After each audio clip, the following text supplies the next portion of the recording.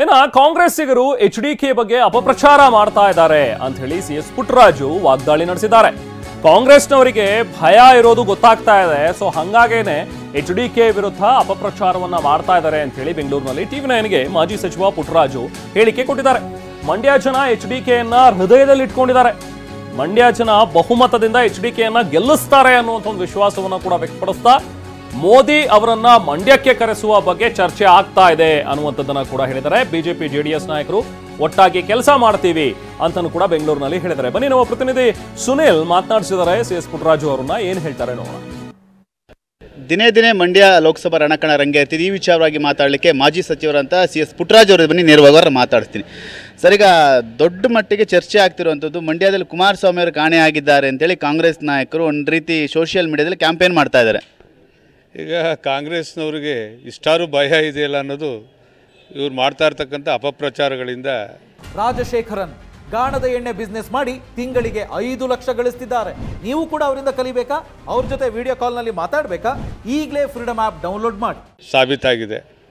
ಇಡೀ ಮಂಡ್ಯ ಜಿಲ್ಲೆಯ ಜನ ಕುಮಾರಣ್ಣವ್ರನ್ನ ಹೃದಯದಲ್ಲಿ ಇಟ್ಕೊಂಡಿದ್ದಾರೆ. ನಾವು ಹೇಳ್ಕೊಂಡಿರ್ತಕ್ಕಂಥದ್ದು ನೀವು ಬಂದು ನಾಮಿನೇಷನ್ ಫೈಲ್ ಮಾಡೋಗಿ. ಇಡೀ ಜಿಲ್ಲೆಯ ಜನ, ನನ್ನ ತಾಯಂದಿರು ಎಲ್ಲ ಸೇರಿದಾಗೆ ನಿಮ್ಗೆ ಆಶೀರ್ವಾದ ಮಾಡ್ತಾರೆ, ಅತ್ಯಂತ ಪ್ರಚಂಡ ಬಹುಮತದಲ್ಲಿ ಗೆಲ್ಲಿಸ್ಕೊಡ್ತಾರೆ ಅಂತಕ್ಕಂಥದ್ದನ್ನ ಈಗಾಗಲೇ ಹೇಳಿದ್ದೀವಿ. ಮಂಡ್ಯ ಜಿಲ್ಲೆಯ ಜನ ಯಾವತ್ತೂ ಮರಲಿಕ್ಕೆ ಸಾಧ್ಯ ಇಲ್ಲ. ಅದನ್ನು ಈ ತಿಂಗಳು 26ನೇ ತಾರೀಕು ಯಾವ ರೀತಿ ಆಶೀರ್ವಾದ ಮಾಡಬೇಕು ಅಂತೇಳಿ ಈ ಜಿಲ್ಲೆಯ ಮಹಾಜನತೆ ತುದಿಗಾಲಲ್ಲಿ ನಿಂತಿದ್ದಾರೆ, ಅದನ್ನು ಮಾಡಿ ತೋರಿಸ್ತಾರೆ. ಮಂಡ್ಯಕ್ಕೆ ಕೊಡುಗೆ ಸಾಕಷ್ಟು ಕೊಟ್ಟಿದ್ದಾರೆ ನೀವು ಹೇಳ್ತೀರಾ, ಆದರೆ ಮಂಡ್ಯಕ್ಕೆ ಕುಮಾರಸ್ವಾಮಿ ಅವ್ರ ಕೊಡುಗೆ ಏನು, ಅವರಲ್ಲಿ ಸ್ಥಳೀಯರ ಅಂತ ಒಂದಷ್ಟು ಚರ್ಚೆ ಕ್ಯಾಂಪೇನ್ ಕೂಡ ಶುರುವಾಗಿದೆ.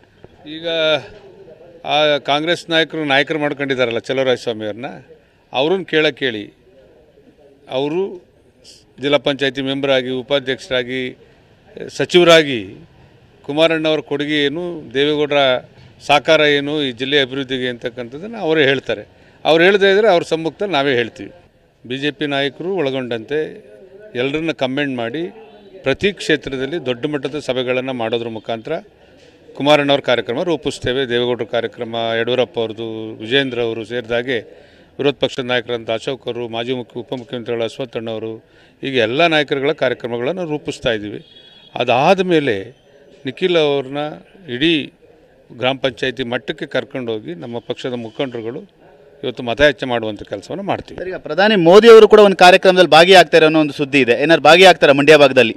ಅದನ್ನು BJP ನಾಯಕರು, ನಮ್ಮ ನಾಯಕರುಗಳು ಸೇರಿ ಯಾವತ್ತು ಏನು ಅಂತಕ್ಕಂಥದ್ದು ತೀರ್ಮಾನ ಮಾಡಿ ಹೇಳ್ತಾರೆ. Thank you sir. Thank you. ಇದಿಷ್ಟು ಮಾಜಿ ಸಚಿವ. ಇನ್ನು ಬಿಸಿಲೂರು ರಾಯಚೂರಿನಲ್ಲಿ ಬಿಸಿಲಿಗೆ ಜನ ಹೈರಾಣರಾಗ್ಬಿಟ್ಟಿದ್ದಾರೆ.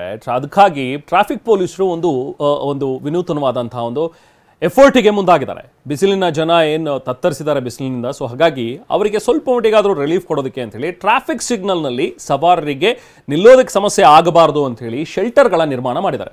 ಇಲ್ಲಿ 43 ಡಿಗ್ರಿ ಸೆಲ್ಸಿಯಸ್ ತಾಪಮಾನ ಇದೆ. ಜನ ಅಂತೂ ಪಾಪ ಕಂಗಾಲಾಗ್ಬಿಟ್ಟಿದ್ದಾರೆ. ಸೊ ರಾಯಚೂರಿನ ಟ್ರಾಫಿಕ್ ಸಿಗ್ನಲ್ಗಳಲ್ಲಿ ಈಗ ಹಾಗಾಗಿ ಶೆಲ್ಟರ್ಗಳನ್ನು ಅಲ್ಲಲ್ಲಿ ನಿರ್ಮಿಸಿದ್ದಾರೆ. ಅಟ್ಲೀಸ್ಟ್ ನಿಂತಾಗ ವೆಹಿಕಲ್ಗಳು ಅವರು ನೆರಳಲ್ಲಿ ನಿಂತ್ಕೊಳ್ಳಿ ಅನ್ನುವಂಥ ಒಂದು ಉದ್ದೇಶ. ಸೊ ಬಸವೇಶ್ವರ ವೃತ್ತದ ಟ್ರಾಫಿಕ್ನಲ್ಲಿ ಈಗ ಶೆಲ್ಟರ್ಗಳ ನಿರ್ಮಾಣ ಆಗಿದೆ. ಪೊಲೀಸ್ ಇಲಾಖೆ ಸೂಚನೆ ಹಿನ್ನೆಲೆಯಲ್ಲಿ ಸವಾರರಿಗೆ ರಿಲೀಫ್ ಕೊಟ್ಟಿದೆ. ನಗರಸಭೆ ವತಿಯಿಂದ ಈ ಸಿಗ್ನಲ್ಗಳಲ್ಲಿ ಶೆಲ್ಟರ್ ನಿರ್ಮಾಣ ಕಾರ್ಯ ಆಗಿದೆ. ಸವಾರರು ಇದರಿಂದಾಗಿ ಸಂತಸವನ್ನು ವ್ಯಕ್ತಪಡಿಸಿದ್ದಾರೆ. ನಗರಸಭೆ ಮತ್ತು ಪೊಲೀಸರು ಈ ನೆರಳಿನ ವ್ಯವಸ್ಥೆಯನ್ನು ಕಲ್ಪಿಸಿಕೊಟ್ಟಿದ್ದಾರೆ.